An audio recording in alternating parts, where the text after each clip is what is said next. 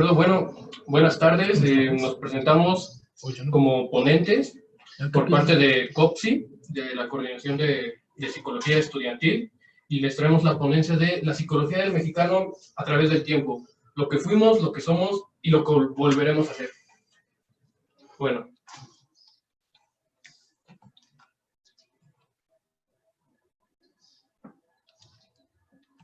Como sabemos, la psicología en específico siempre va a ser un factor determinante en las personas.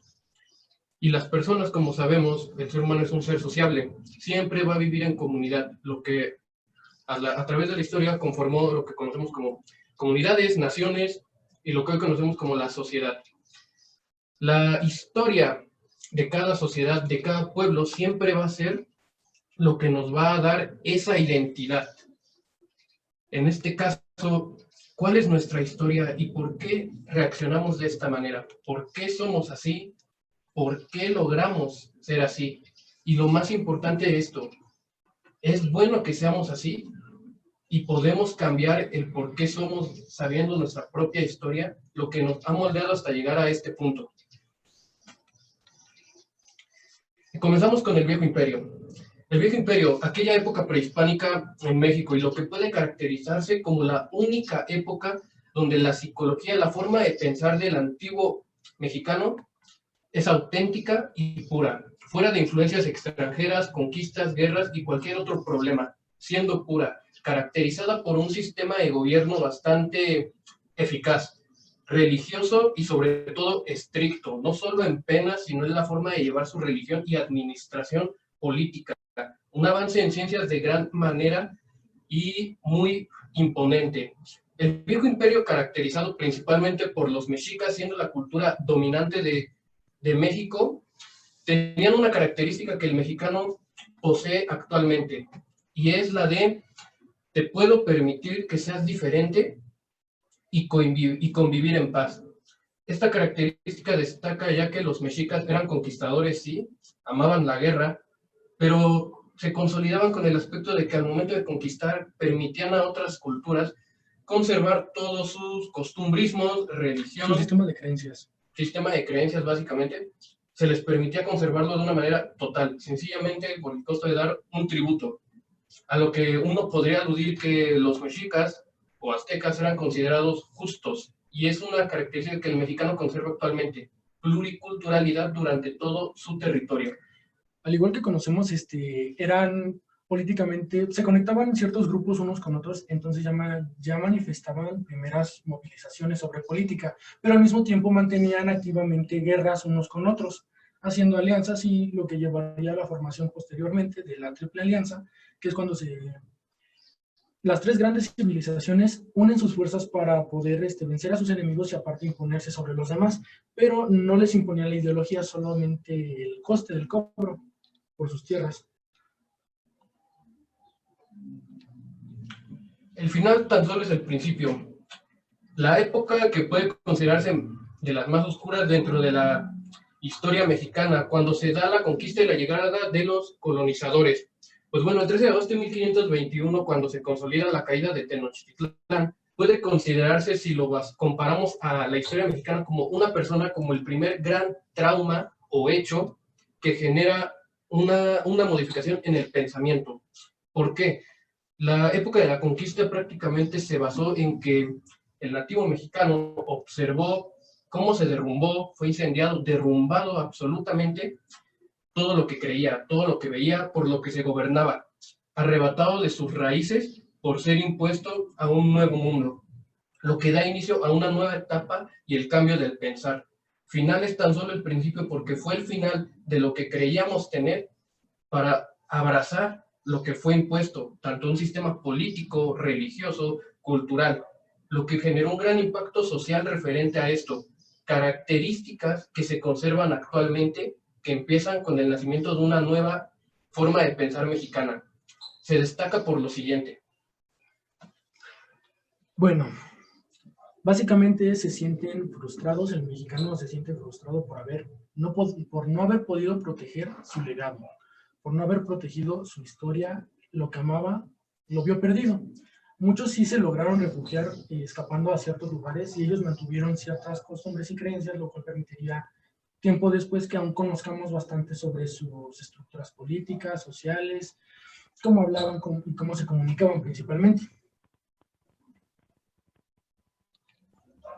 Bueno, el acoplo que se da referente a la cultura durante la colonia. Pues bueno, después de la época de la conquista, pasamos a ser de ser los dominadores, conquistadores de nuestro propio territorio, a ser los conquistados.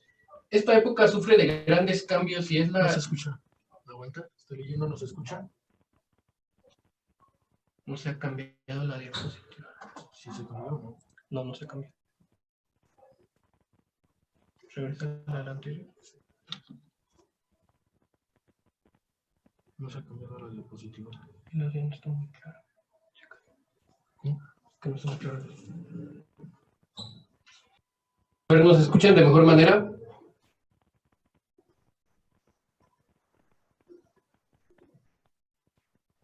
De acuerdo. Ok. De acuerdo, retomando, también la diapositiva ya se cambió o sigue igual.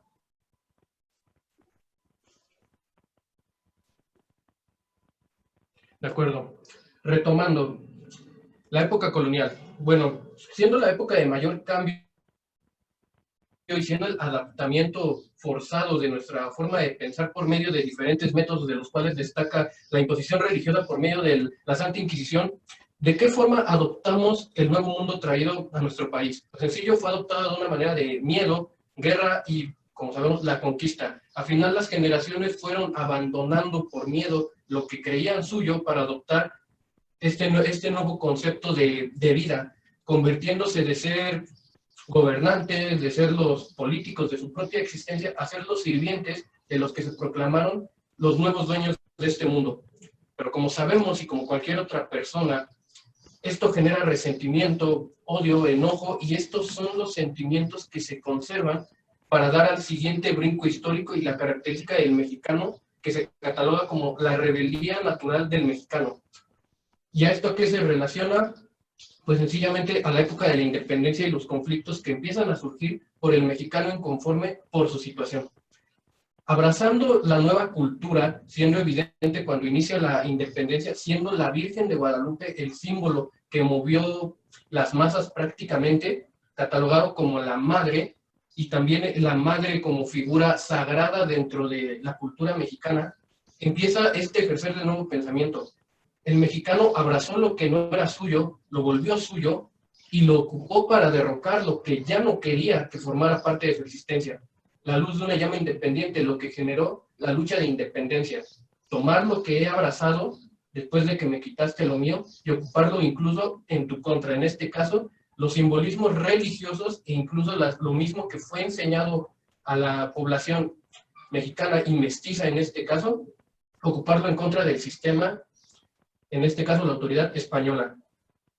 Lo podríamos ver con tesis, ¿cómo era?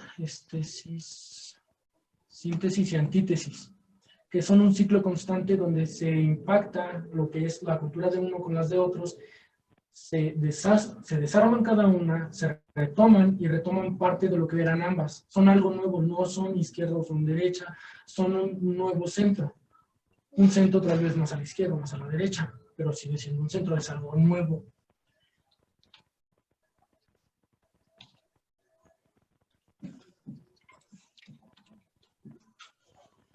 El actuar del mexicano contemporáneo. ¿Se escucha correcto o aún se corta el audio?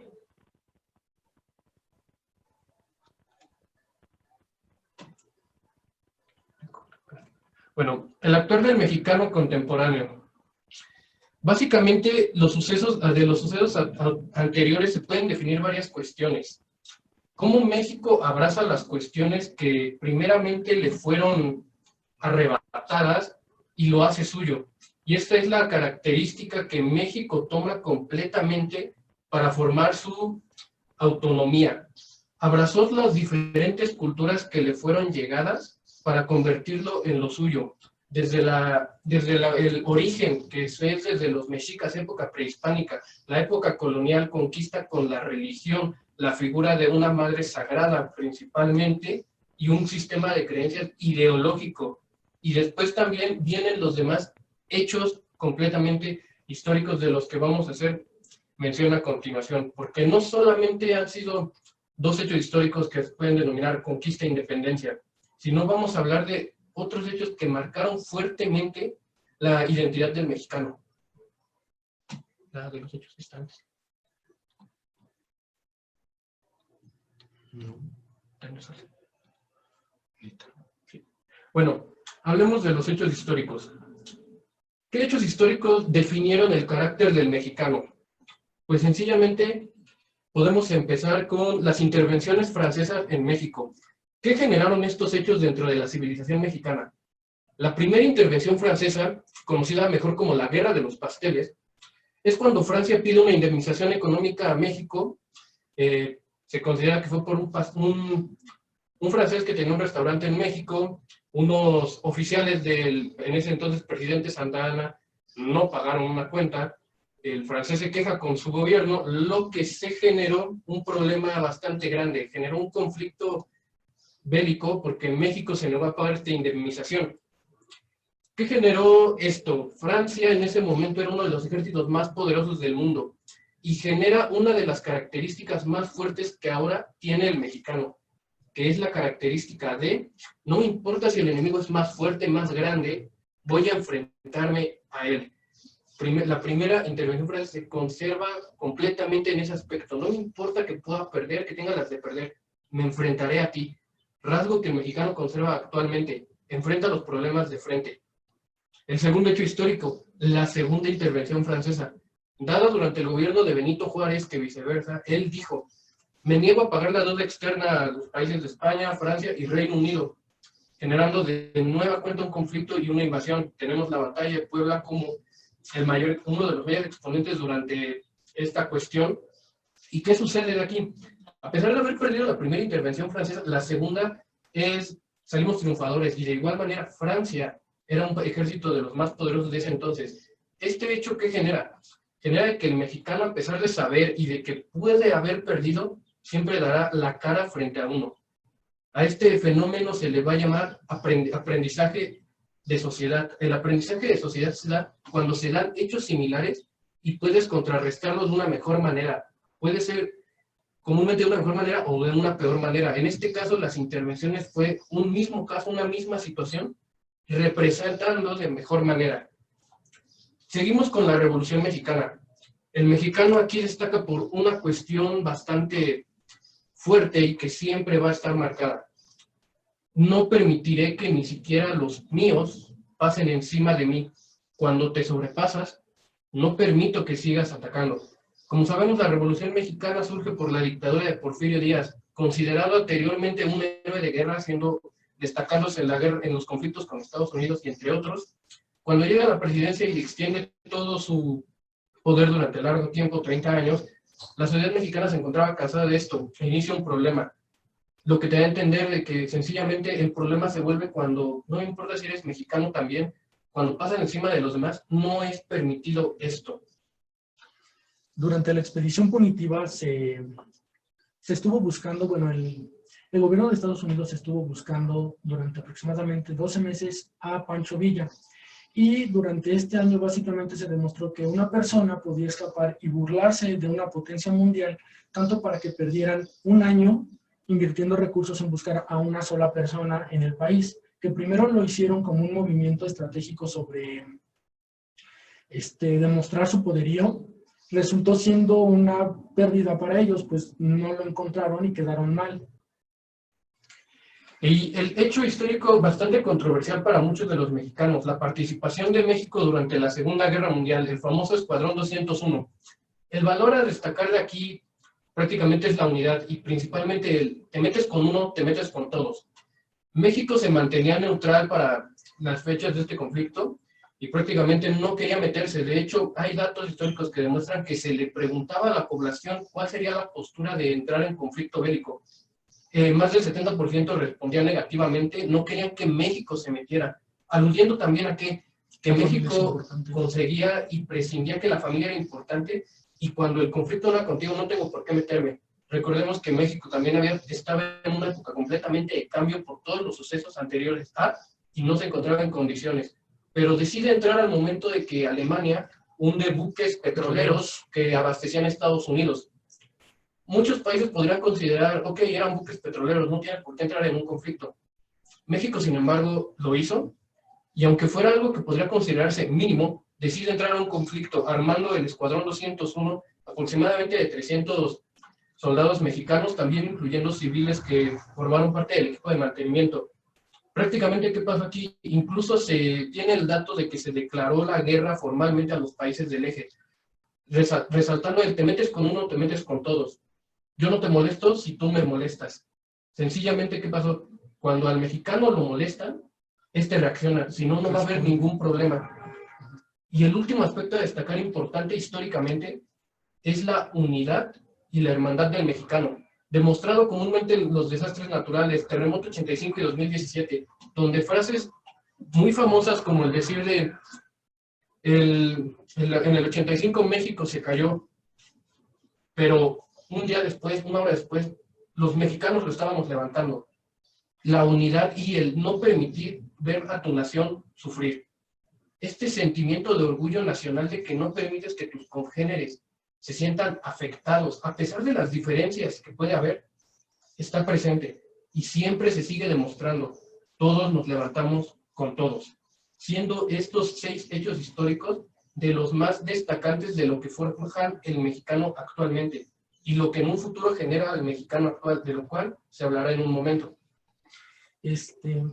Prácticamente, si se puede ver o se puede apreciar, somos como muy justos en algunos casos y en otros no, ya veremos más enfrente, de que se tiene aún mucho esa esencia de honor. Digamos que es uno de los tantos residuos que queda de una cultura machista, de algo que representa que es uno contra uno en peleas, o representa que el problema es contigo me desquito, no con alguien más. Exactamente. El gobierno sencillamente, ¿qué es? Lo tomamos al gobierno sencillamente como la autoridad, pero este rasgo dependientemente se va a abordar en este momento en por qué el mexicano tiene conflictos con la autoridad y el pueblo cómo es el detonante de esto.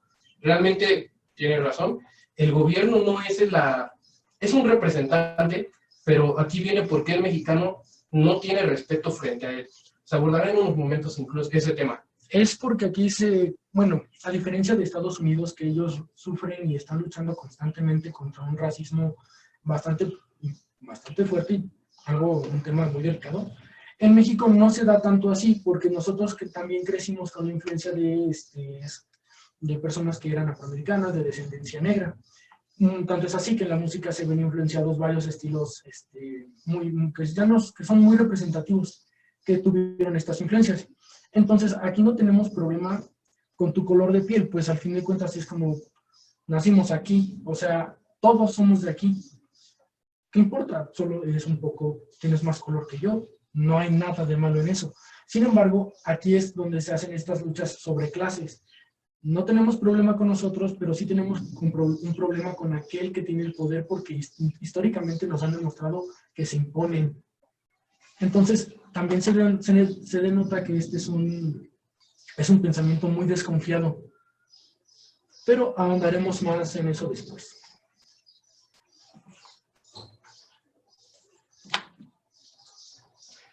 Las características del mexicano. Si bien el mexicano cuenta con muchos valores que se han destacado por la gente a partir del tiempo, prácticamente no podemos dejar de denotar que hay características completamente negativas, o que en el caso de ser mal aplicadas, generan problemas tanto entre nosotros, familia, convirtiendo los valores que se tenían en un problema completamente social. Rebeldes sin causa, tercos y necios, rencorosos, aprovechados, egoístas, pesimistas, fatalistas, convenencieros, desconfiados, traicioneros, y el término del malinchismo. Bien, sonará un poco fuerte describir a nosotros mismos como mexicanos de esta forma, pero es cierto, y va a causa de lo siguiente. Definamos al mexicano rebelde sin causa como aquel que siempre va a buscar una negatividad sin importar ya sea una autoridad o a lo que podemos considerar el mexicano obediente o mexicano íntegro, que nos habla esto de los 4 tipos de mexicano, que muertos hablarán. Tercos y necios. No podemos negar que México es una sociedad que se niega en muchas ocasiones a las nuevas ideas, nuevas formas de hacer las cosas. Esto en la sociedad actual se demuestra mucho en conservar estereotipos machistas, evitar que se promueva incluso la homofobia, teniendo ese pavor a las nuevas ideologías de género, y la cuestión de la religión. Si bien sabemos que México protege con lo que se identifica de una gran manera, el momento de no aceptar nuevas ideas se convierte en un problema social, porque recordemos, y hay que hacer énfasis en que toda persona mexicana se puede identificar con otras cosas y no lo hace menos mexicano, mientras sea dentro de esto. Hablamos de que el mexicano puede ser pesimista, fatalista y convenenciero. Estas características van más elocuentes a lo que se cataloga como el mexicano corrupto, siendo el mexicano basado en antivalores y fuera de sí. En básicamente hacer todo lo que sea necesario para justificar. El fin justifica los medios. Y al término de malinchismo, si bien la mayoría conocemos la historia de la Malinche, siendo la mujer o amante que fue de Hernán Cortés, que apoyó y que sirvió de traductora durante la época de la conquista. Pero sabemos que existen varias versiones de esto. La más habitual que habla de que lo hizo por amor, se enamoró de Cortés, vivió con él feliz y lo ayudó por amor. Y de ahí se deriva el término malinchismo, como una traición a la patria. Y está la otra versión que históricamente es la más realista, de que es dada como esclava, al igual que muchas mujeres durante la conquista, y pues trabajó de forma forzada, siendo oprimida por el yugo español. Pero ¿por qué hacemos énfasis al malinchismo? Porque es un ataque al ego mexicano, principalmente. Y sobre todo porque el mexicano tiene la vista siempre en el extranjero. Es un tema que se da muy común y deriva de varias cosas, empezando por el consumismo extranjero. Bueno, básicamente te adaptas a pensar que los estereotipos más vistos de cierto país, ejemplo Estados Unidos, son los reales o más ideales. Y la verdad es que no, todos somos distintos, somos diferentes maneras y está bien ser diferente. El problema es cuando te quieren imponer algo como una verdad única. Ese es uno de los problemas. El mexicano con la mente en el extranjero. Pues bien, el malinchismo básicamente se va a esto, el preferir hacer menos lo nacional y darle más valor a lo externo. Esto se da de muchas maneras, principalmente con el consumismo, como es antes mencionado. Hay ejemplos muy concisos, pues, con la comida. Los restaurantes de comida rápida en México son bastante comunes y están llenos de gente, literalmente. Están atascados por el hecho de que, ya sea por el costo, sabor, etcétera, pero prefiere consumirse ahí, ya sea porque es barato, a consumir en fondas donde la persona se dedica a cocinar producto nacional comúnmente. Otro ejemplo muy común es las marcas de ropa y productos de uso personal. Hay casos muy comunes y de hecho se da bastante aquí en el Estado de México. Se sabe que en Santiago Temisstenco se manufacturan pantalón mezclilla y bueno, la gente no opta por comprar este pantalón manufacturado aquí. Pero se sabe que empresas como Levi's, por ejemplo, ellos compran el pantalón manufacturado acá, es llevado a Estados Unidos y solamente se le pone una marca, una etiqueta, y te lo venden 2, 3, 4 veces más, siendo el mismo pantalón, pero la marca es lo que te vende. Está el estereotipo en muchos mexicanos, en diferentes niveles, sobre lo extranjero es mejor. A eso se le denomina la mente en el extranjero, e incluso de una forma más pesada, a lo que conocemos como el sueño americano, el buscar la mejor oportunidad en el extranjero porque aquí no la puedo conseguir. Si bien es cierto que no todas las personas tienen las mismas oportunidades, este pensamiento se ha esparcido de una forma muy peligrosa, no solo en México, en toda Latinoamérica, sin de que prefiero arriesgar mi vida moviéndome de país por país para llegar a Estados Unidos, donde pueden ocurrir 3 cosas. Llego, empiezo a trabajar. La segunda, ni siquiera llego, me quedo en el camino. Y la tercera, soy deportado o incluso asesinado al entrar al territorio estadounidense. El considerar que se tiene mejor estilo de vida allá que acá, y arriesgar la vida es un pensamiento que debe erradicarse. Si bien sabemos que las oportunidades allá pueden considerarse mejores por el cambio de moneda, si bien no es la manera. Y México es un país que ha demostrado en innumerables ocasiones que tiene el cómo, el cuándo y el por qué salir adelante. Solamente falta la forma de mentalidad incluso de las personas. Ok, empecemos por el arte. La mayoría de representaciones artísticas salen propiamente de la cultura o la reinterpretación de la cultura. En la pintura se da más el caso. Pero nosotros hemos representado en primera con el arte sentimientos hacia ciertas cosas o ciertos momentos específicos. El Catrina y la Catrina originalmente nacen por el pintor... ¿Por qué pintor? Por Posada. Posada. Y nacen como una forma de burla hacia los españoles de la burguesía, o sea, a los burgueses básicamente. Se pueden denotar muchas cosas de esto, pues los colores son vívidos, muy coloridos y muy estrafalarios para la época, lo que consideraban prácticamente una burla, una forma de reírse de ellos. Si bien está usando un corset, también se puede denotar, porque en esa época era muy común que los españoles, las mujeres tuvieran puestos corsets. Entonces es una atención y exageración a lo que era para reírse de ello.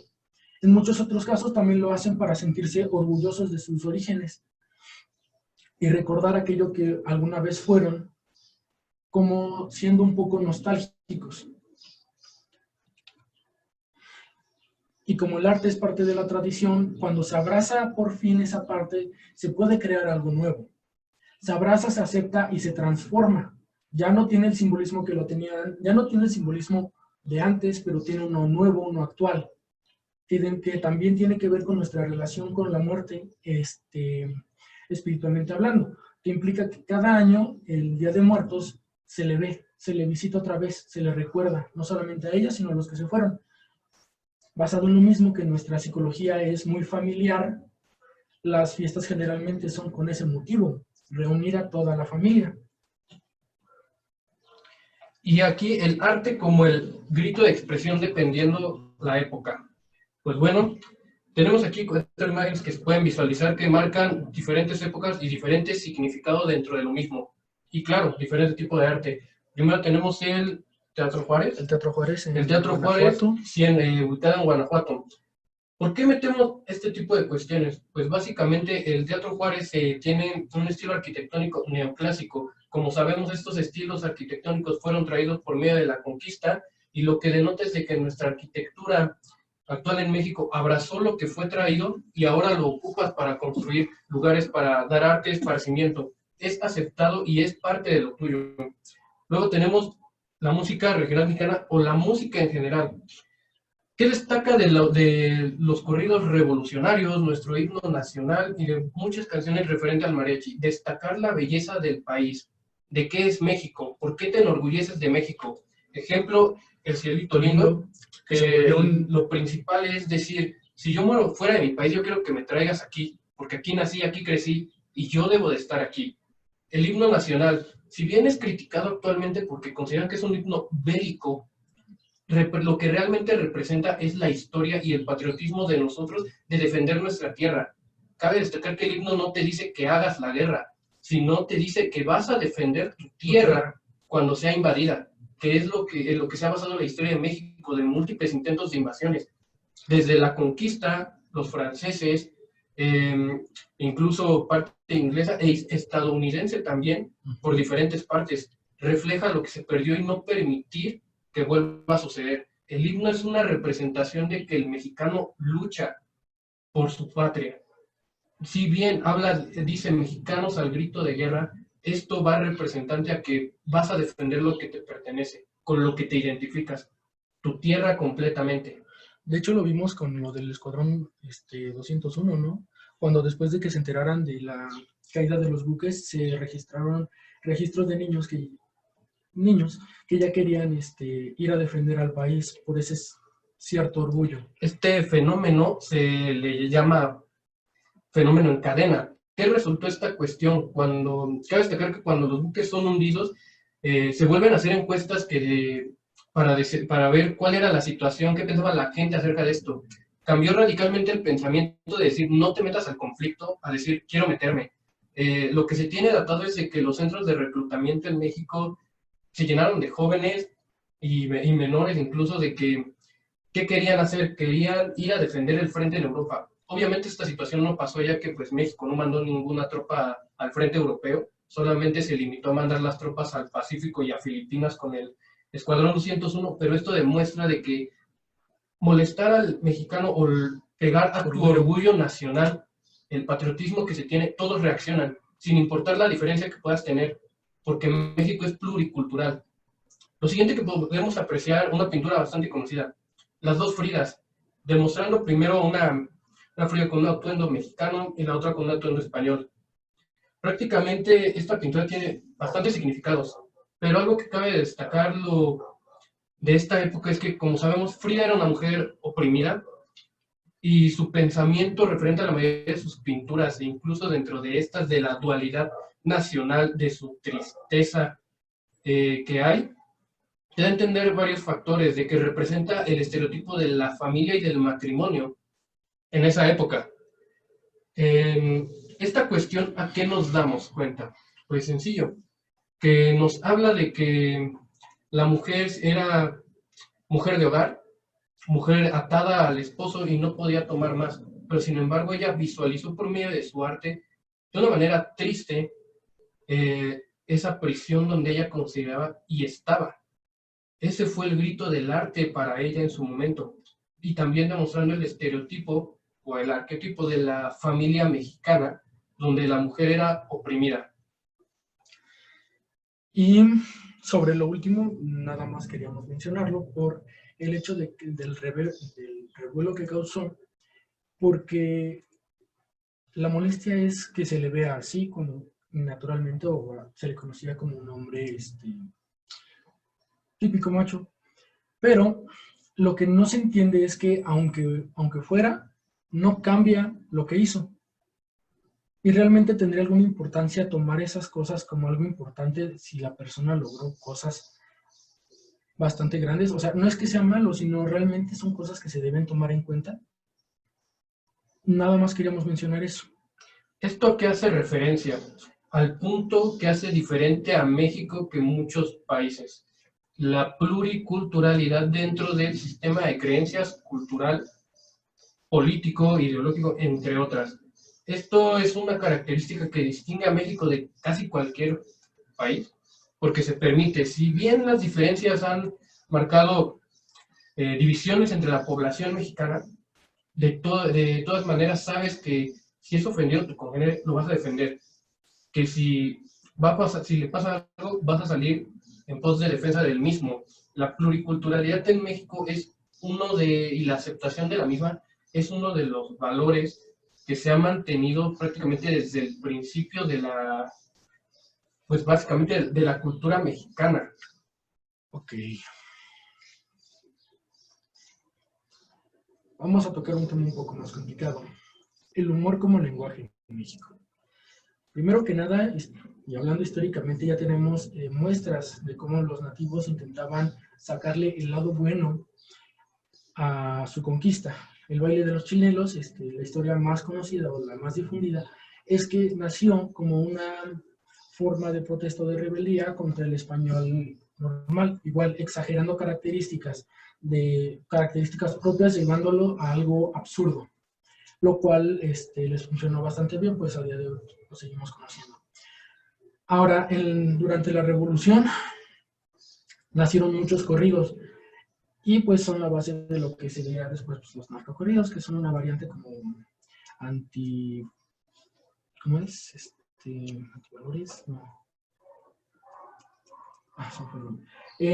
Entonces representa ambos lados. Por una parte ya estamos viendo indicios de un mexicano rebelde que quiere cambiar algo y que está de acuerdo con eso y lo apoya a su manera, y por el otro estamos viendo un rebelde tal vez no tan encausado, algunos sí, algunos no, es tema también bastante amplio de debate.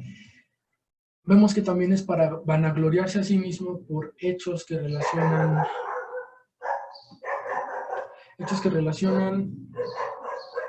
con algo de hombría. También es muy típico verlo. Con el caso de la India María, representaremos y explicaremos un poco. Ella, su tipo de historia o su tipo de humor era más de situacional. ¿Cómo actúa una persona fuera de su medio? ¿Cómo se aprovechan los demás de eso? ¿Qué cosas tiene que hacer? ¿Cómo enfrentarías tú una situación que nunca te has enfrentado, sin embargo existe? Eso era lo gracioso, más sin embargo, lo que no era gracioso era ver cómo la maltrataban. Eso, si se pone a pensar correctamente, es deplorable. Simplemente por ser de una manera distinta, negando así lo que realmente somos, que somos como una vecindad.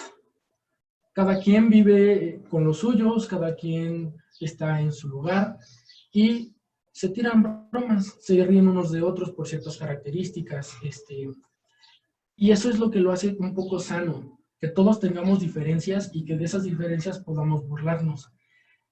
Viene otra cosa, algo que también tenemos que tocar. Sí, el humor sí normaliza actitudes y sí normaliza situaciones y cosas, pero es necesario diferenciar un chiste, una broma y una burla. Más que nada porque esto genera muchos conflictos, más porque es como sobre comunicación entre las personas. El chiste pues, es una narración de sucesos, situaciones aleatorias que pues, tienen algo ahí que las termina siendo graciosas. La broma es una acción más física, son caídas, tortazos, humor visual, Chaplin hacía mucho de esto. Y la burla es referirse a algo en específico, eso es una burla. Pero hay dos tipos, los podríamos definir en dos cosas. La burla consensuada y la burla transgresora. Por un lado, la censurada es una burla que está delimitada por ambas partes, donde por común acuerdo se llega a un punto donde no vas a mencionar un tema porque ese tema es delicado para mi persona. Tal vez situaciones con familia, con padres, con cosas así. Entonces, cuando se da esa delimitación de no te rías de mí, de esto que me está pasando, y ya. Y él dice, no, pues en mí no toques este tema. Entonces, cuando se da esa oportunidad y ambos denotan un tema del cual no se sienten cómodos a hablar, se pueden explorar con mucha más libertad todo lo demás. Teniendo un límite, es muy fácil mantenerse bien, porque ya sabes dónde ir tentando y dónde no. Entonces, esto también denota mucho una actividad de si te llevas, me llevo. Si el que se lleva se aguanta, esto es una relación muy madura porque implica que solamente esas personas se llevan de esa determinada manera. La burla transgresora es un problema más real y ahora se le denota o se le llama bullying, que es básicamente reírte de las deficiencias o las carencias de la otra persona, sabiendo que él se siente mal con estas. ¿Cómo? Una broma muy pesada, una burla muy, muy pesada, algo que puede llegar a pasar y genera un trauma enorme, es cuando se encierra a un claustrofóbico. Es un ejemplo muy pesado. Y la persona no está de acuerdo, pues se siente vulnerada, pues ahí no hay límites establecidos. No saben en qué momento parar. Aunque es un mecanismo de estrés, no tienes que estresar a los demás. La relación de esto con México, pues es simple. México es un país que se caracteriza a nivel mundial, internacional, por su sátira y el sentido del humor que este tiene. Si bien sabemos históricamente se ha manifestado de diferentes métodos el humor, lo que cabe destacar aquí es la cuestión del humor como la forma de abordar la crítica y la problemática que vive México actualmente y que ha vivido en el pasado, a lo que denominamos hacer la broma tuya. ¿Qué tipo de chistes se normalizan bastante en México? Por una característica de algún estado o alguna región, volverlo una broma, de lo cual se vuelve gracioso, pero se contrapone porque te ríes de otro estado. Son bromas que se pueden considerar en cierto punto sanas. ¿Por qué? Porque todos se burlan de determinadas características, desde burlarte del apoyo político que pueden dar en Ciudad de México, lo que denominan chairos, o las bromas que también se dan meten todo en un bolillo, las bromas de los chistes pues vaya, se casan entre primos en el norte. Este tipo de bromas tienen su detonante, su significado. Un ejemplo, en Monterrey Se sabe que este tipo de broma tiene que ver por el hecho de que en Monterrey, en el norte, muchos se decían Primos, primos. como expresión, más no como una representación realista. Es una representación muy típica. Anteriormente así se llamaban, pero a raíz de esa particularidad salió este chiste que es muy pesado, que toca temas sensibles, pero nace a partir de una absurdez. Y lo pone, y simplemente por eso ya pone el tema del incesto sobre la mesa para ver qué está pasando con él. A lo que genera una definición de cómo México ha aceptado el humor y por qué a la vez es tan alabado y tan criticado por sí mismos.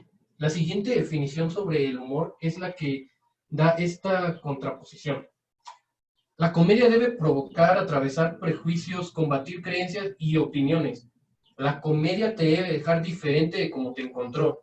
Es verdad, la comedia puede herir y hasta alienarte, pero el riesgo es mejor que la alternativa.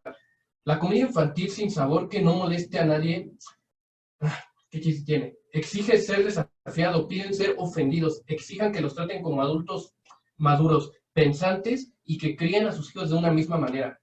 No dejen que un comediante, televisión, canal de congreso, genio malvado, quite el derecho de reírte de todo. Si bien no es un concepto que surge en México de la comedia, siendo un concepto caricaturesco, extranjero, es la definición que ha acuñado México referente al humor.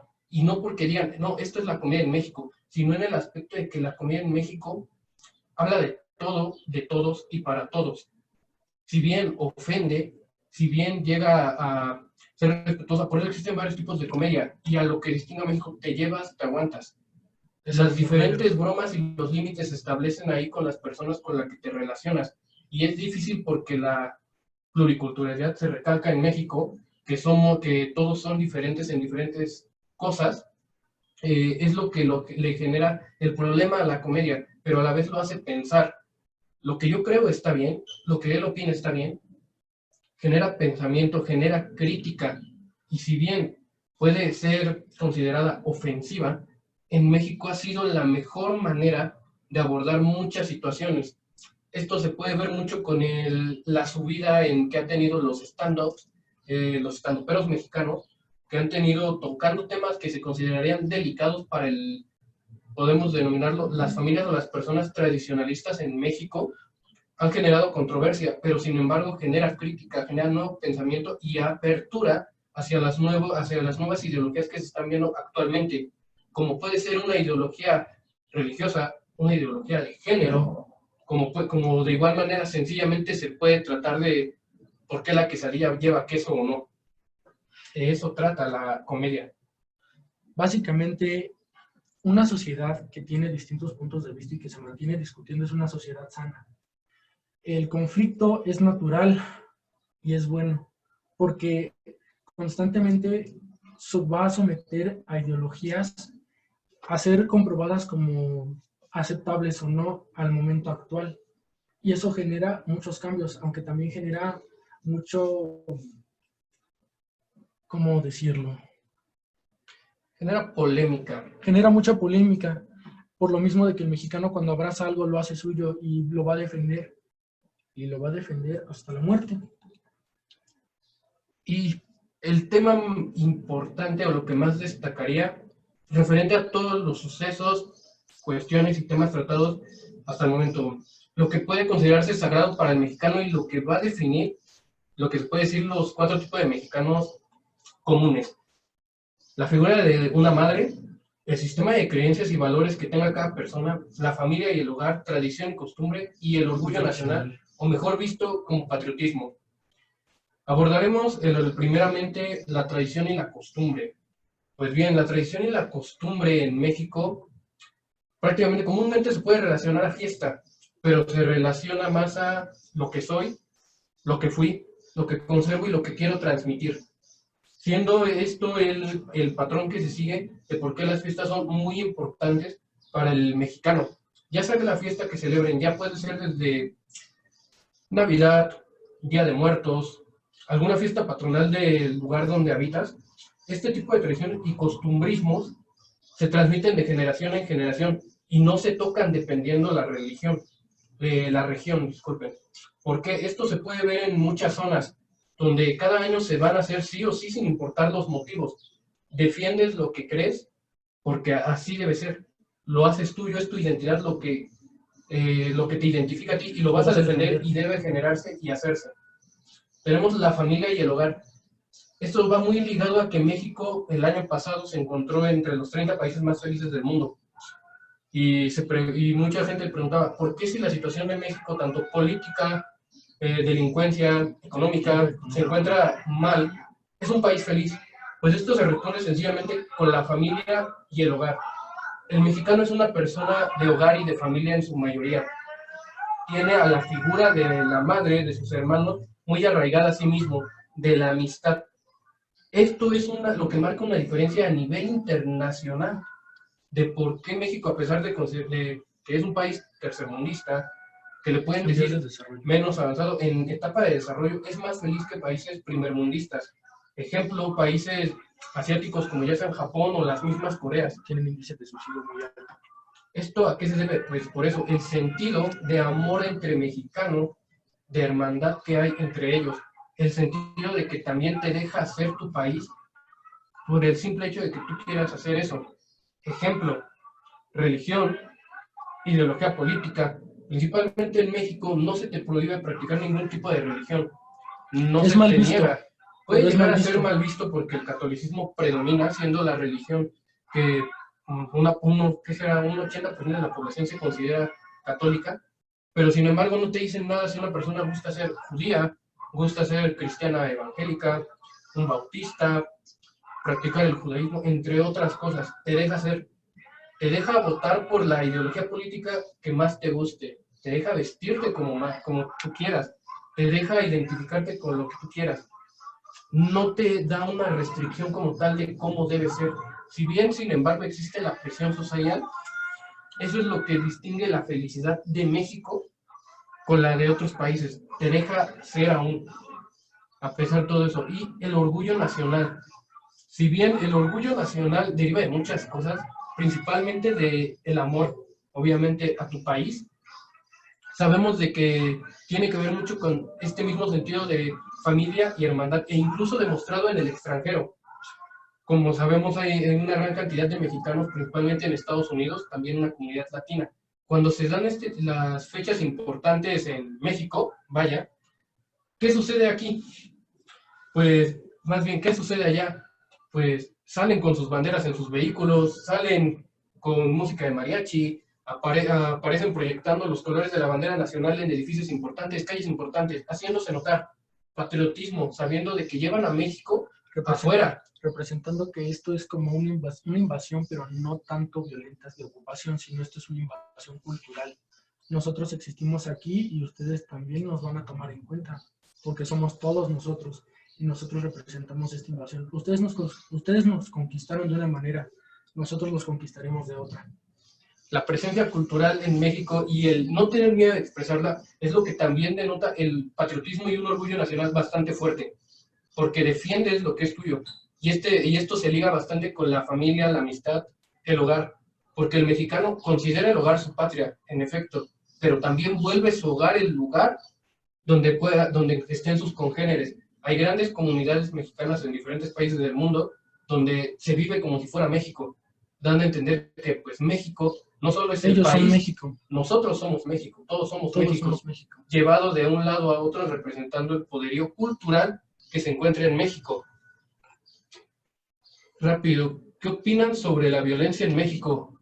Pues bueno, es un tema con varias vertientes. Muchas. Y viceversa tiene mucha historia porque hay un aspecto que cabe destacar. Ya lo estábamos relacionando, ¿no? En efecto, la violencia en México, bueno, la sociedad mexicana es en cierto punto machista. Tiene muchos vestigios machistas y pues si sumamos eso con unas cosas que relacionamos él y yo de cómo las crisis económicas afectaron la estabilidad del mexicano, entendemos por qué hasta ahorita como que explotaron todas estas cosas mucho más violentas.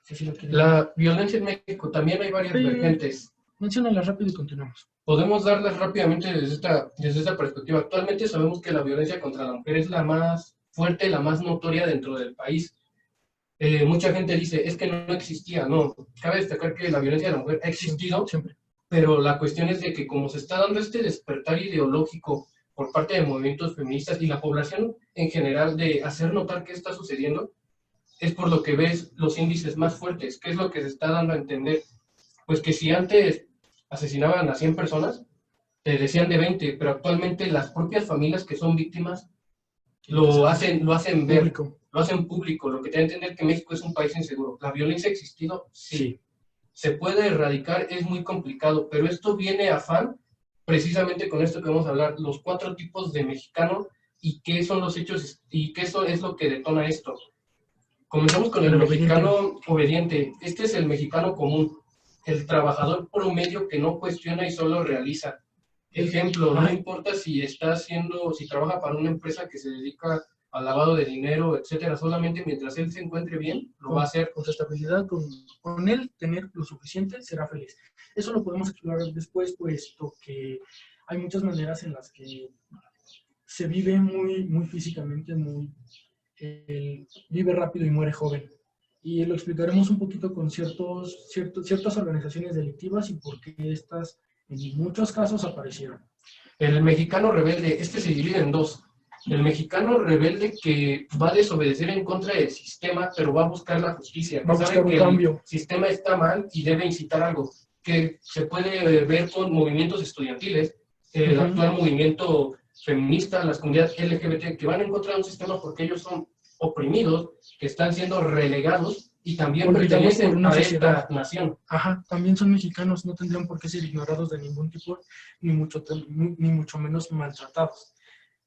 Tenemos al mexicano rebelde en este aspecto negativo. Ajá.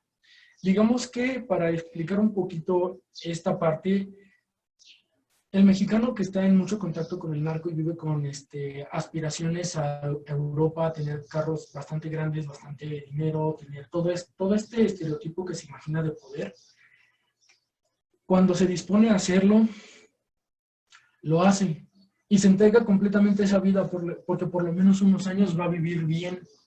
Y vivir bien para ellos es mejor a vivir mucho tiempo, pero seguir siendo infeliz. Entonces aplican mucho el vive rápido y muere joven. ¿Esto qué te da a entender? Básicamente, ya relacionándolo a la cuestión de la violencia en México, el tipo de mexicano que entra aquí es el rebelde, podríamos decirlo, sin causa, o el rebelde antivalores. ¿Qué va a causar? No le importa causar daño a la autoridad ni al mexicano íntegro u obediente. Sencillamente va a hacer daño. Aquí, ¿quiénes entran comúnmente? El delincuente común. La persona que roba, la persona que comete homicidio. Que siempre ha tenido incidencias con la autoridad de alguna manera. Estas personas, pues, no podemos asegurar en ningún momento que son malas, pero podemos asegurar que nacen con una tendencia, podríamos decir, natural hacia la rebeldía, la destrucción, o ciertos puntos de este caso, pues, así pasa. ¿Esto a qué va basado? No decimos que la violencia está normalizada, bueno, más bien, está normalizada, pero no es correcta. Esa es la cuestión del problema de México, de que al estar gobernado, pues básicamente por el mexicano corrupto que vamos a abordar, el normalizar las cosas malas es lo que ha generado un problema. Que la violencia en México durante mucho tiempo haya sido común. Porque, ejemplo, en los periódicos, noticieros, redes sociales, es común ver asesinatos, secuestraron, degollaron. O la infamia que hicieron con el artículo de Ingrid Escamilla, que no fue un tema que ni siquiera, no debieron abordarlo ni siquiera de esa manera tan grotesca, para empezar. Pero continuando con todo esto, entra el mexicano íntegro, que es el mexicano menos frecuente. Este mexicano, ¿por qué se destaca? Sencillamente es el que va a tomar todos los valores, ya sean de su sistema de creencias, de su patriotismo, de todo lo que ha aprendido de forma positiva, y va a buscar mantenerse lo más alejado de la corrupción. Cabe destacar que el íntegro puede ser rebelde, pero cuando busca un cambio positivo. Por eso se considera el mexicano menos frecuente. Y al final el mexicano corrupto, el que comúnmente ocupa las posiciones de poder y el que domina. Pesimista, fatalista, se puede vender. Al mejor postor. Sencillamente va a ser aquel mexicano que no le importa pasar encima de los demás mientras obtenga lo suyo.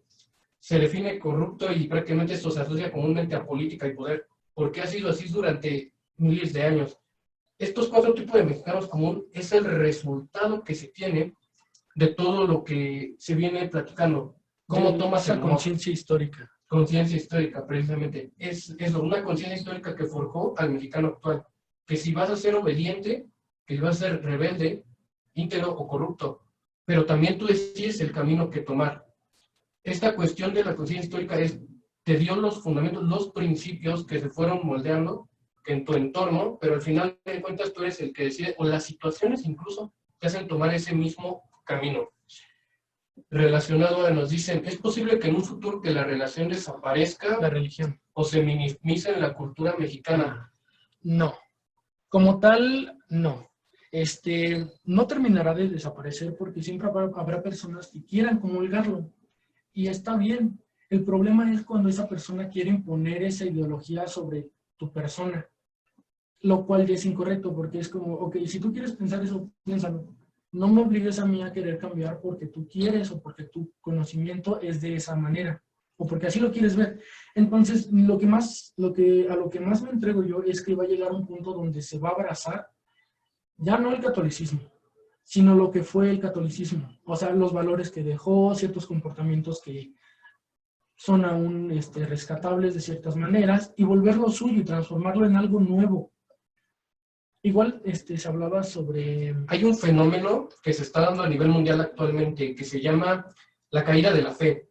Este fenómeno, ¿de qué nos habla? Nos habla de que a nivel mundial las religiones ya son más un costumbrismo, un grupo social, que un grupo de poder. ¿A esto a qué se refiere? De que la gente se identifica católico, cristiana, judía, etcétera, pero solamente por decirlo. Sin embargo, ya no practica esto.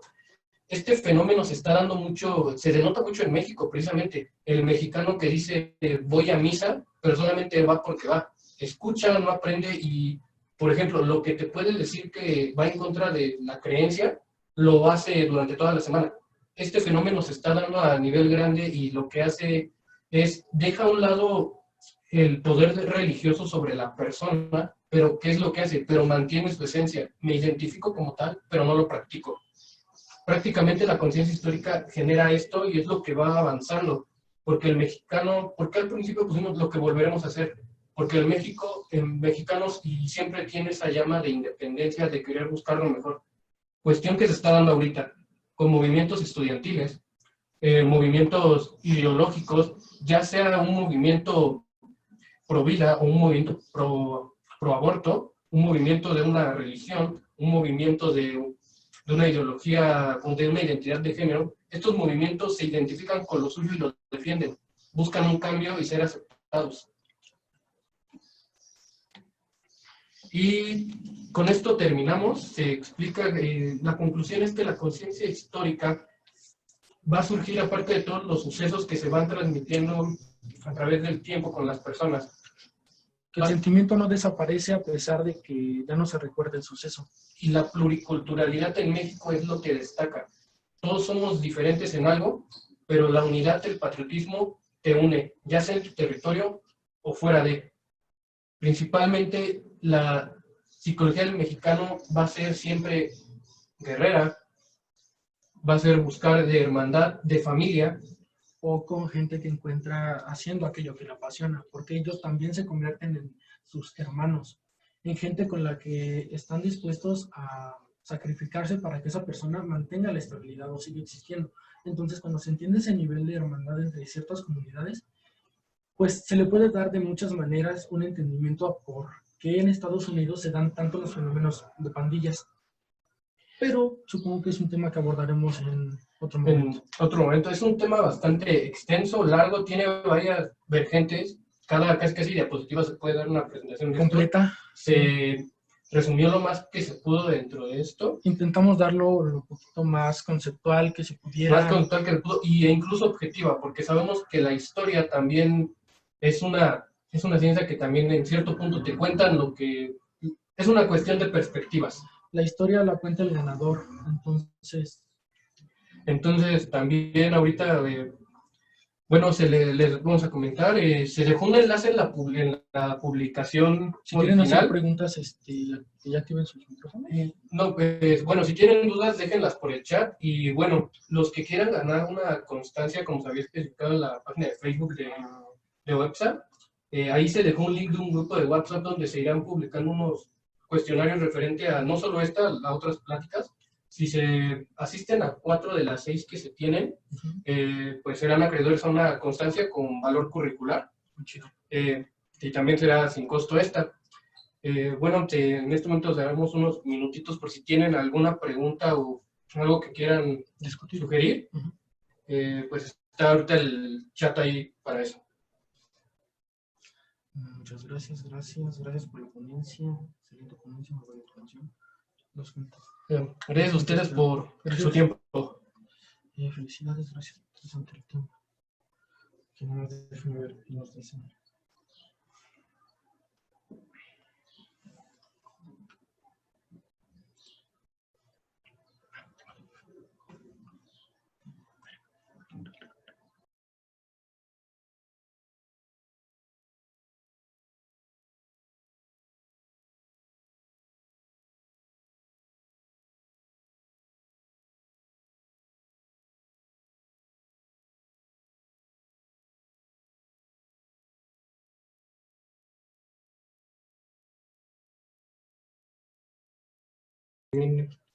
También, bueno, como datos, los que quieran, igual para la constancia, el cuestionario se va a responder a partir de 4 horas, son las 5 de la tarde, hasta las 10, si no me equivoco, van a tener para poder contestarlo, ya que hasta ahí se va a contabilizar los que contesten el cuestionario para ser considerados para ganar pues, la constancia.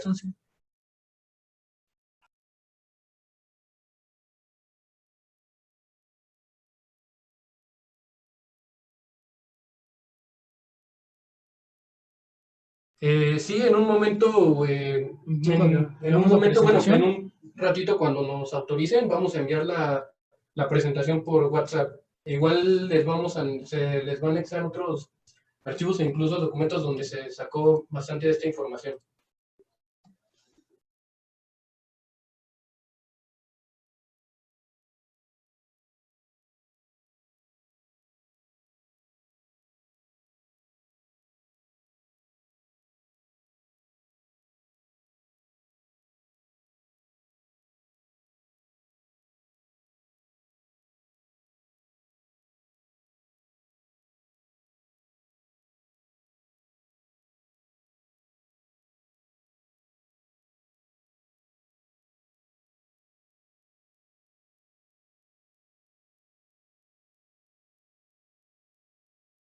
Bien, bueno, es una muy buena pregunta. ¿Cómo pudimos definir el comportamiento actual del mexicano por esta pandemia? Me refiero a que algunos no creen lo de las autoridades dan a conocer, pero sí creen en este virus. Ok. Es una muy buena pregunta. Ahora hablamos con este sentimiento. ¿Recuerdan que les dijimos que llegamos o podemos llegar a ser traicioneros? Ahí está. Esa parte del lado mexicano, a pesar de que todos lo somos, todos tenemos un poco de esas 4 que hablamos. Entonces, se caracteriza igual porque llegan a ser muy impulsivos. Muy impulsivos. Entonces, a la primera señal de problemas, hacen compras de pánico, o se creen lo primero que leen, o necesitan hacerlo de ciertas maneras muy rápido y en exageración. Pero es normal que se dé. Una cuestión también bastante importante en esto es, por ejemplo, la situación de pandemia. Cabe destacar que el mexicano a lo largo de la historia también desarrolló conflictos con la autoridad de diferente manera, ya sea por mencionar por la opresión que en algún punto hubo por los conquistadores, por los malos gobiernos, estudiantes oprimidos como en la situación de Tlatelolco. Pero, ¿qué se tiene aquí también?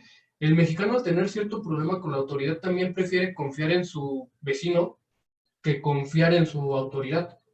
Eso también influye bastante, y también que no todo el mexicano tiene acceso a la comunicación. Eso también es muy importante, porque la gente que vive alejada de las zonas urbanas todavía tiene a lo que podemos atribuir incluso una tendencia más mágica, una creencia más la religión se predomina más lo mágico que ya está comprobado. Predomina más el pensamiento mítico mágico. Entonces, eso también influye bastante dentro de, pero principalmente es porque el mexicano confía más en su vecino, o por lo que podríamos denominar información vaya, random, que cualquier cosa. Eso influye bastante. Es triste, pero es real. Ok, nos preguntan cuáles son las diferencias entre las clasificaciones de los diferentes mexicanos que acaban de decir y la propuesta de Rogelio Díaz Guerrero, un mexicano pasivo y obediente, afiliado, rebelde activamente, autoafirmado, mexicano con control interno activo y mexicano con control interno pasivo. Pues básicamente lo vemos de la misma manera, pero pues ya estos son las variantes de estos cuatro que seríamos o podríamos definir como puramente los cuatro principales. Igual es cierto, dentro de cada uno existirán sus variantes, sus diferencias unos de otros que pertenecen a la misma rama. Pues primero nos fijan cuáles serían las diferencias entre la clasificación de los mexicanos que expusimos. Pues bueno, el obediente, prácticamente siempre se va a caracterizar porque va a ser como entre un poco egoísta. No le importa si hace el bien o el mal. Le importa estar bien. Le importa estar bien. El trabajador promedio, un ejemplo, un, un bancario, un cobrador de impuestos, que sabe que va a cobrar impuestos a personas que no tienen el recurso, que fue de manera injusta o se está llevando de manera corrupta, pero va y lo cobra porque a él le pagan de eso. Y no le importa. Viceversa, puede trabajar en un banco que es honesto. El obediente sencillamente cumplirá su trabajo. El rebelde, pues hay dos tipos de rebelde. El que tiene su control con la moral, de que solamente va a ser rebelde cuando se necesita o cuando se vean ciertos problemas específicos, entonces se hará rebelde, pero tendrá un control. Exacto, y el rebelde sin causa, que aquí incluso podemos apoyarnos un poco de la psique criminal, de la criminología, porque esta de qué nos va a hablar, pues de que va a ser la persona que va en contra de la sociedad, que va en contra del sistema y solamente le importa a él y obtenerlo de la manera que sea, llevando a cabo el intercriminis, que es el camino del criminal, donde lo puede planear, donde lo va a ejecutar y pues donde salen los daños colaterales. Esto entra con el rebelde sin causa. Que ya son gente que en algún punto lo llevan igual o lo reducen a algo absurdo, a simplemente ir en contra de la regla porque del sistema, o sencillamente ser egoísta. Aquí no nos podemos meter en muchas cosas porque hablar de un mexicano malo o rebelde criminal tiene que entrar con mucho de la criminología, la psique del criminal, la escuela científica, la escuela clásica de la criminología que se dedica a ver por qué es así. Pero algo que se puede destacar que el mexicano rebelde malo va a ser el que solamente generará problemas y no aporta nada bueno. Y dentro de estos están como el criminal de cuello largo y el criminal como normal. Ambos llegarán a puntos altos, pero a costa de sacrificar ciertas cosas. Y pues bueno, el corrupto, pues no hay mucho que decir, solamente se puede catalogar como el mexicano completamente egoísta, que busca poder, y que a diferencia del rebelde y del obediente, prácticamente él va a ser el que busca ser el líder y ocupar a los otros a su favor, sin importar traicionarlos. Eso es lo que lo caracteriza. Se le pone corrupto y esto se relaciona aquí en México con la política y cualquier autoridad por eso mismo, porque el que llega a poder es malo y hay un pensamiento en México muy fuerte que es el de toda persona que llegó al poder es corrupta. Y pues el íntegro, pues como dijimos, es la persona que saca lo mejor de sí y lo mejor de la cultura mexicana y de sus valores. Ejemplo, puede ser una persona que no cree en que puede ser agnóstica y va a ser positiva y va a dar lo mejor en su trabajo, con su familia, con sus personas y va a vivir honestamente. Como puedes tener una persona que practica el judaísmo y va a sacar lo mejor de sus valores, de su creencia, del país donde creció y dar la mejor cara. Ese es el íntegro. Y lo correcto es tender a respetar ambos lados, mientras no estén afectando de una manera real ciertas cosas, pues en ese punto se puede llevar una convivencia sana y en paz. Sí.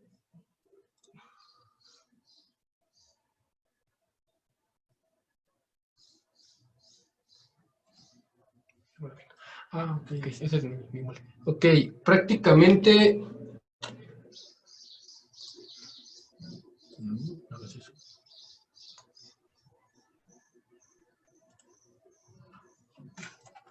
Bueno, básicamente, este nos habla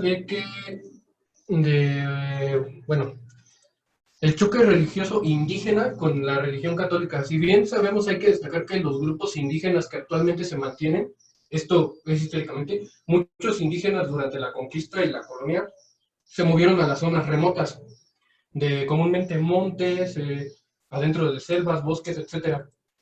Un ejemplo que se puede tener son los tarahumaras, que se fueron prácticamente a un monte y se conservaron ellos intactos hasta la fecha de hoy, sin contacto de tecnología.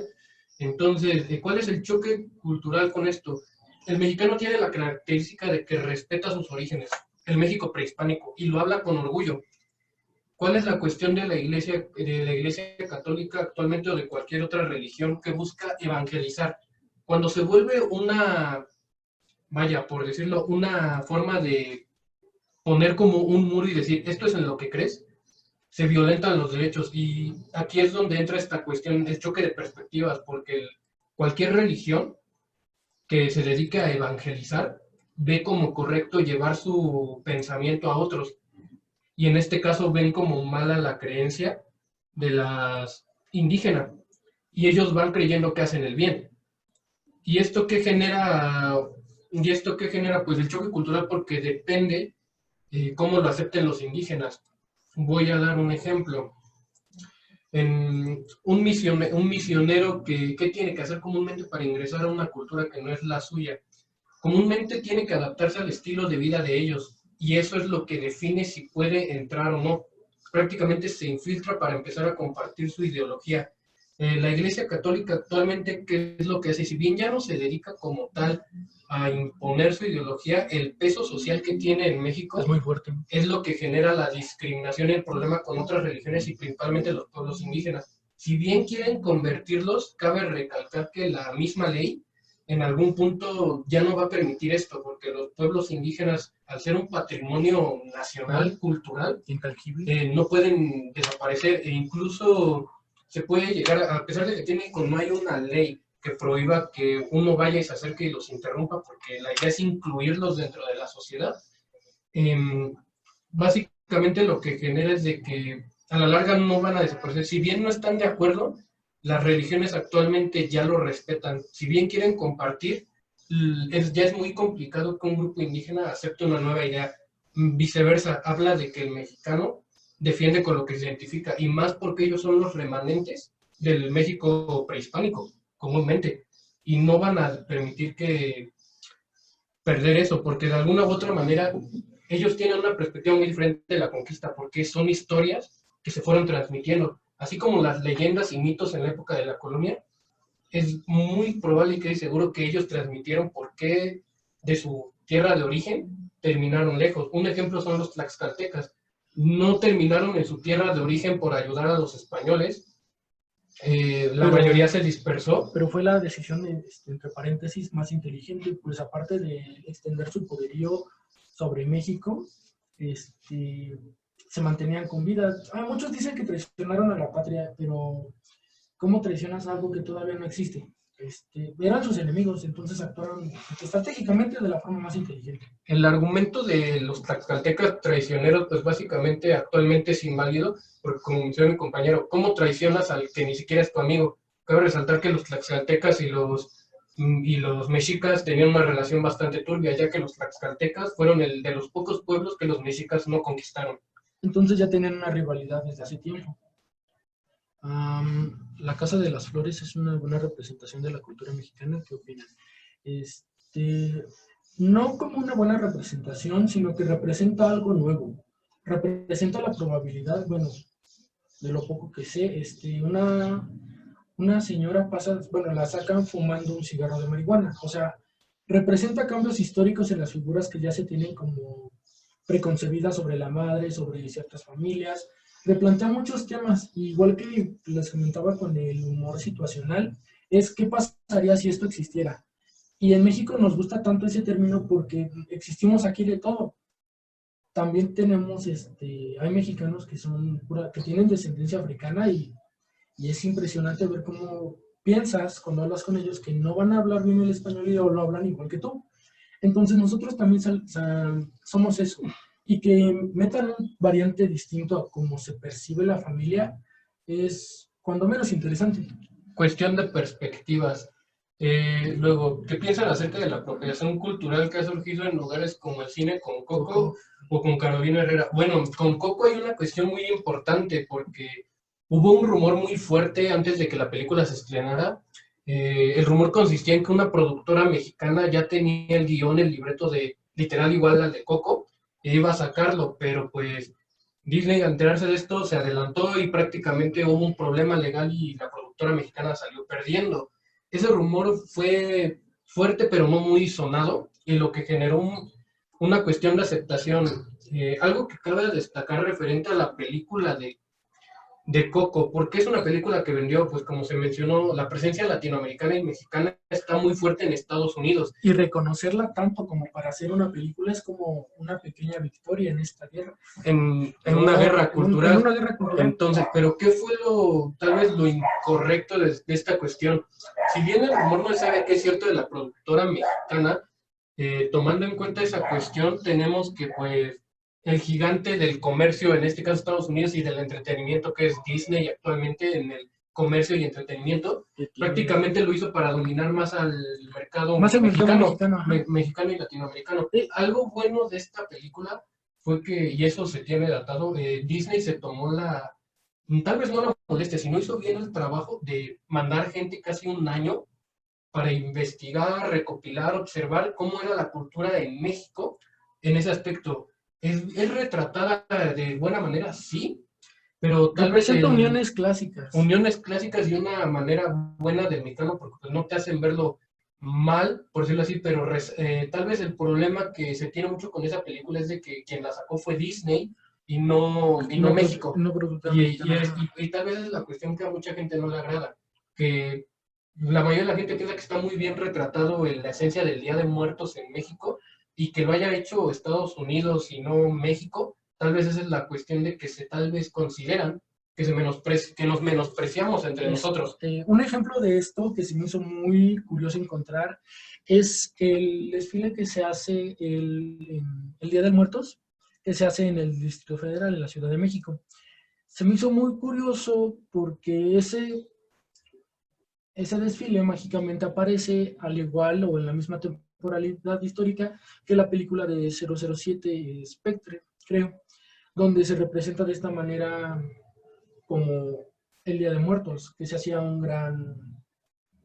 bueno, que se celebraba de esa manera, lo cual días después, o bueno, justamente coincidió con la aparición de su homónima parte de manera real. Entonces, ¿eso qué quiere decir? Necesitamos que alguien más reconozca lo propio para nosotros darnos cuenta que realmente vale la pena. La cuestión del alce de la cultura mexicana de manera internacional siempre ha estado presente, como tenemos ejemplos de la música, ya sea Pedro Infante, Jorge Negrete, el Mariachi Vargas, que son reconocidos a nivel mundial. Prácticamente más modernos Luis Miguel, podemos hasta decirlo. Pero no es más. No es nacido, pero entra como un símbolo mexicano y prácticamente ya se apropió de México, es lo que se puede dar. Entonces, esta cuestión de que el reconocimiento tiene dos vertientes, de que no te gusta que otros lo hagan primero que tú, pero también te gusta que te reconozcan. Aparte, como consumidores, somos los consumidores, o sea, somos quienes cuando aman algo, lo aman y lo van a defender a muerte, aún así sea una mala película, aún así sea algo que no. Somos muy fieles a esos principios. Ejemplo, entonces, cuando te intentan vender algo que no es tuyo, pero por alguna manerita así ¿cómo se llama? Te representa. Te identifica. Te identifica y te sientes a gusto con él, vas a ser consumidor constante. Porque es un ejemplo muy claro de esto. Las competencias de celulares, por ejemplo. Competencias celulares, o por ejemplo, algo que se vuelve muy común en el extranjero. Los restaurantes de comida mexicana en el extranjero, a pesar de que no siempre es buena, la gente en algún punto prefiere ir a comer ahí porque le recuerda a su patria. Se da muy seguido en Europa, Estados Unidos, de que la gente va a los lugares de comida latina, comida mexicana, que a pesar de que no les va a saber igual que acá, que tal vez no es muy rica, ese anhelo de tu país te hace ir a consumirlo. Exacto. Entonces, igual se puede ver representado en el fútbol mexicano, se sabe, de a ciencia cierta, de la ferocidad con la que estos aman y defienden a sus equipos deportivos, sin importar cuántas copas no hayan ganado, Cruz Azul, pero siguen siendo fieles. Digo, parte con esto también se relaciona mucho con partes de carácter que compartimos con Argentina, que tiene las barras bravas, y también en Inglaterra, que pues son muy apasionados y también tienen sus momentos para pelearse por una pasión. Y, por ejemplo, el apropiamiento cultural, también retomando la pregunta, Disney no es la primera vez que lo hace, por ejemplo, con Coco. La creación de este personaje de Pancho Pistolas, que es que de hecho fue la inspiración también de la mascota que se vio en los aviones del Escuadrón 201 mexicano. Este Pancho Pistolas es un personaje recurrente en Disney, en específico tiene su historia en que se creó junto con otro personaje, sino que se llamaba Pepe Carioca, algo así, que es la representación de un ave brasileña. Pancho Pistolas es un gallo mexicano y son mejores amigos estos dos del pato Donald. Disney también usó esta estrategia para mostrar la unidad y empezar a expandir su mercado tanto con México y con Brasil, ya que empezaba a moverse de esas maneras. Aunque cabe recalcar que tenemos una relación bastante conflictiva con Estados Unidos. Pero es tema aparte. Es un tema aparte. El apropiamiento cultural de los extranjeros. Uy, Speedy González, sí. Speedy González también puede ser un ejemplo, ya que prácticamente, ¿qué te representa un mexicano con sombrero? Que es de lo más característico, y pues es mexicano, el característico acento. Y aunque sea pequeño, Speedy González siempre es más corajudo, si lo quieren ver así. Corajudo y veloz. Sí, es un ejemplo también muy claro. Ropa blanca, decir. Porque representaba al mexicano de ese entonces, al mexicano campesino. Y date cuenta que el mexicano lo aceptó y lo quiere. El mexicano lo quiere, al igual que el personaje de Pancho Pistolas los quieren y los recuerdas con cariño. Te identificas con ellos, a pesar de que ahora mucha gente puede llegar a decir que te están menospreciando y te consideran indígena.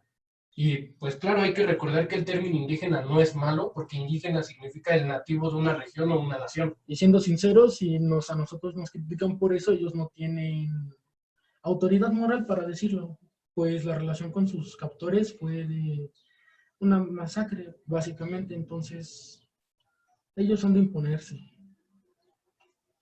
Realmente, otro tema muy fuerte, de hecho, referente al que tiene que ver cómo piensa el mexicano. Ya ahorita en 7 minutos acabamos.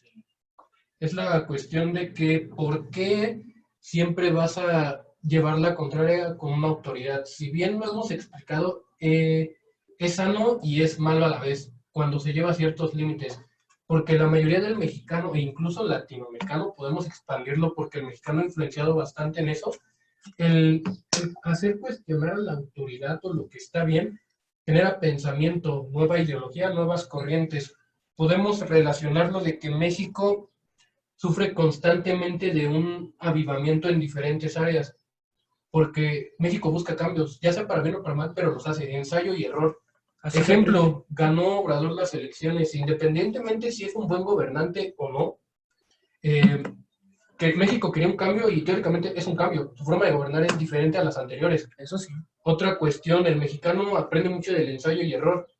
Si bien el sistema judicial penal, todo el sistema de procedimiento penal en México y aplicarlo no es bueno, se considera malo, corrupto, entre otras cosas, la Constitución mexicana, varios analistas jurídicos la tienen como una de las mejores constituciones, porque tiene muchos delitos, tanto en materia militar, social, penal, fiscal, en casi todas las ramas los tiene incluidos los derechos humanos, defiende mucho el derecho de la familia, del niño, añade derechos de edad dependiendo de la edad tiene un trato especial, tutelares de menores, tiene juzgados de género, juzgados económicos, juzgados fiscales, familiares, comerciales, y todo esto que está establecido dentro de la Constitución. Si bien ha sufrido más de 900 reformas, no implica que esté bien aplicado. No se aplica bien, esa es la cuestión. Tenemos un buen documento jurídico, un buen cimiento,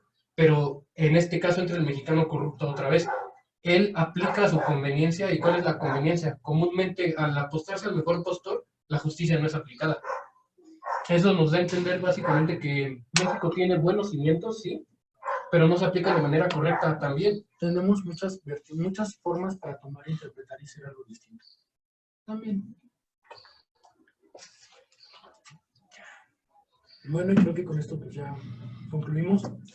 Gracias por su tiempo, por sus preguntas. En el grupo de WhatsApp en un rato se subirá la presentación. Igual y subiremos otros de documentos y fuentes para que puedan corroborar algunas de las cosas donde se sacó esto.